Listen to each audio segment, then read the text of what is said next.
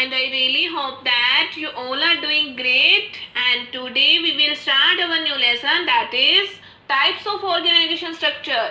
Organisation structure के types कौन कौन से हैं? ऑर्गेनाइजेशन स्ट्रक्चर के टाइप्स डिस्कस करने से पहले हम मीनिंग देखते हैं ऑर्गेनाइजेशन स्ट्रक्चर का क्या होता है। Organization structure refer to the specific pattern of relationship which is created during the organization process. Organization structure का मतलब होता है कि एक स्पेसिफिक पैटर्न फॉलो हो रिलेशनशिप के अंदर, जो कि क्रिएट करते हैं। कब क्रिएट होता है? जब हम ऑर्गेनाइजेशन का प्रोसेस फॉलो कर रहे हैं। अगर रॉन्ग ऑर्गेनाइजेशन स्ट्रक्चर होगा तो क्या होगा? Will seriously impair the business performance and may even destroy it. अगर पुअर ऑर्गेनाइजेशन स्ट्रक्चर होगा तो हमारी की क्या होगा? बिजनेस पूरा का पूरा खत्म हो जाएगा। इसलिए प्रॉपर ऑर्गेनाइजेशन स्ट्रक्चर होना चाहिए। टाइप्स कौन कौन से होते हैं? Functional organization, divisional organization, line organization और लाइन एंड स्टाफ ऑर्गेनाइजेशन। इस लेसन में हम कंप्लीटली डिस्कस करेंगे फंक्शनल ऑर्गेनाइजेशन को।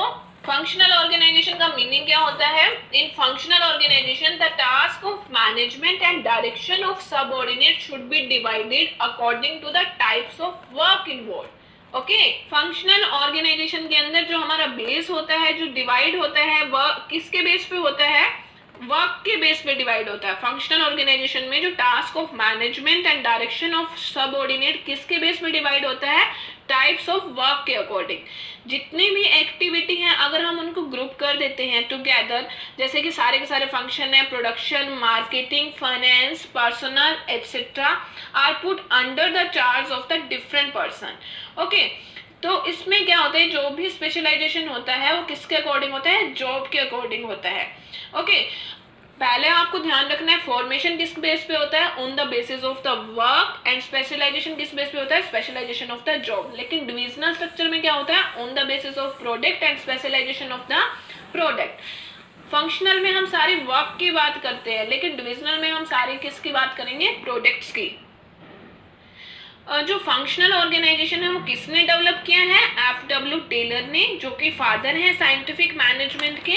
उन्होंने रिकमेंड किया है कि फंक्शनल ऑर्गेनाइजेशन के अंदर क्या होता है कि जो शॉप लेवल के वर्कर होते हैं ना, वो प्रोड्यूस करते हैं गुड्स को। और उन्होंने सोचा कि one foreman could not manage all the aspect of the production work. वो मानते हैं, साइंटिफिक मैनेजमेंट के जो फादर हैं एफ.डब्ल्यू. टेलर, वो मानते हैं कि एक जो फोरमैन है वो सारे के सारे प्रोडक्शन वर्क को मैनेज नहीं कर सकता। तो उसके लिए हमारे को ग्रुप ऑफ एम्प्लॉयज की जरूरत होगी। और जिनके पास अलग, अगर ग्रुप ऑफ एम्प्लॉयज होगा तो सबके पास डिफरेंट नॉलेज होगी। मींस फंक्शनल ऑर्गेनाइजेशन में क्या होता है कि जो स्पेशलाइजेशन होता है वो जॉब के अकॉर्डिंग होता है और on the basis of work होता है। वो सजेस्ट करते हैं कि जो line authority by the functional foremanship at the lower level of the organization structure. Functional organization structure clear हो गया क्या? फंक्शनल ऑर्गेनाइजेशन स्ट्रक्चर में फॉर्मेशन होती है on the basis of work और स्पेशलाइजेशन होता है on the basis of job. और रिस्पॉन्सिबिलिटी में क्या होता है? No department will take accountability of the adverse result. Okay, और कॉस्ट कैसी होती है इसके अंदर? लेस होती है, कोई भी डुप्लीकेशन नहीं होता जॉब का, और only one main product that is sold. और डिवीजन ऑफ सुपरवाइजरी फंक्शन, जो टेलर है उन्होंने सजेस्ट किया कि सुपरवाइजरी फंक्शन को हम दो ग्रुप में डिवाइड करते हैं। किस में? ऑफिस स्पेशलिस्ट और शॉप स्पेशलिस्ट। ऑफिस स्पेशलिस्ट में क्या होता है? 4 टाइप्स आएंगे: route clerk, instruction card clerk, time and cost clerk और डिसिप्लिनरी। ठीक है, राउट क्लर्क में क्या होता है? ये रिस्पॉन्सिबल होते हैं एक रूट के लिए, जो कि वर्क करते हैं, पास होता है किससे? Machine to machine. जो भी वर्क होगा वो मशीन टू मशीन होगा और इस वे से काम करेंगे कि जो फिनिश गुड है वो रेडी हो जाए टाइम पे। इंस्ट्रक्शन कार्ड क्लर्क के अंदर क्या होता है कि रिकॉर्ड करते हैं instruction for doing every piece of the work. The exact method of the work is recording. मतलब कि क्या मेथड हम अडॉप्ट कर रहे हैं काम करने के लिए, वो हम यूज करते हैं। That is called the instruction card clerk. Time and cost clerk में क्या होता है? इसके अंदर हम ये देखते हैं कि स्टैंडर्ड टाइम कितना लगा एक पर्टिकुलर वर्क को कंप्लीट करने में, और सप्लाई करते हैं information required for completing the job. और हम क्या रिकॉर्ड करते हैं कि कितना टाइम लग रहा है एक जॉब को कंप्लीट करने में, और ये हेल्प करता है working out of the cost of the various job. Next हमने बात करी डिसिप्लिनरी की। उसमें क्या देखते हैं? हम इम्प्लीमेंटेशन करते हैं वेरियस रूल्स और रेगुलेशन का और मेंटेन करते हैं प्रॉपर डिसिप्लिन वर्क के ऊपर, ठीक है। नेक्स्ट हम बात करते हैं शॉप स्पेशलिस्ट की। इसके अंदर भी कई टाइप्स इंक्लूड होते हैं, गैंग बॉस और स्पीड बॉस, रिपेयर बॉस और inspector. First is gang boss. Gang boss क्या करता है, वो अरेंज करता है मशीन और टूल्स को और इंश्योर करता है कि एडुकेट वर्क हो रहा है, वर्कर कर रहे हैं या नहीं कर रहे, और देखते हैं नेसेसरी टूल्स अवेलेबल हैं वर्कर के या नहीं अवेलेबल, ठीक है, ये देखता है gang boss.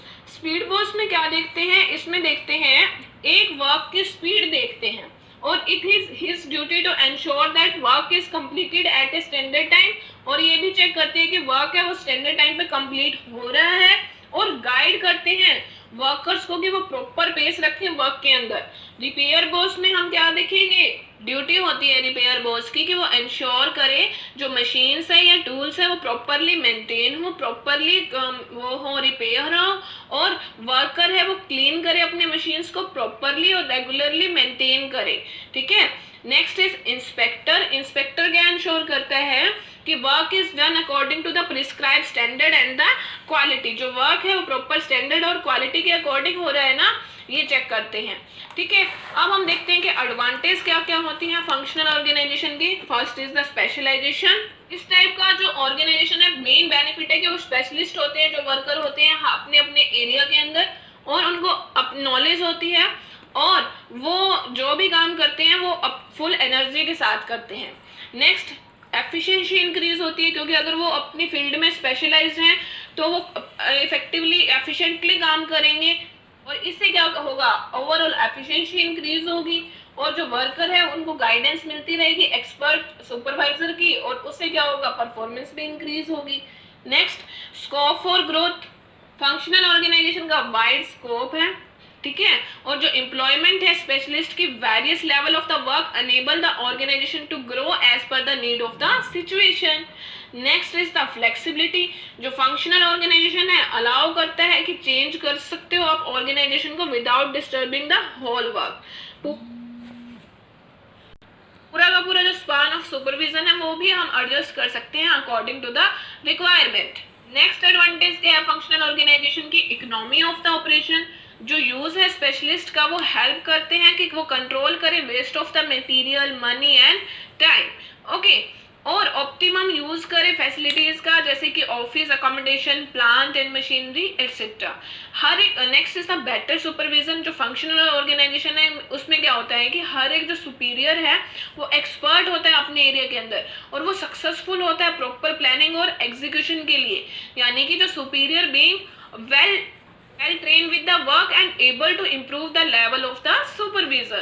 Next is the democratic control. जो functional organization है उसके अंदर क्या होता है कि eliminate हो जाता है one man का control, ठीक है। इसके अंदर joint control होता है और supervision होता है organization का, जो कि मोरल और employee का बढ़ाता है और increase करता है cooperation की भावना को, ओके।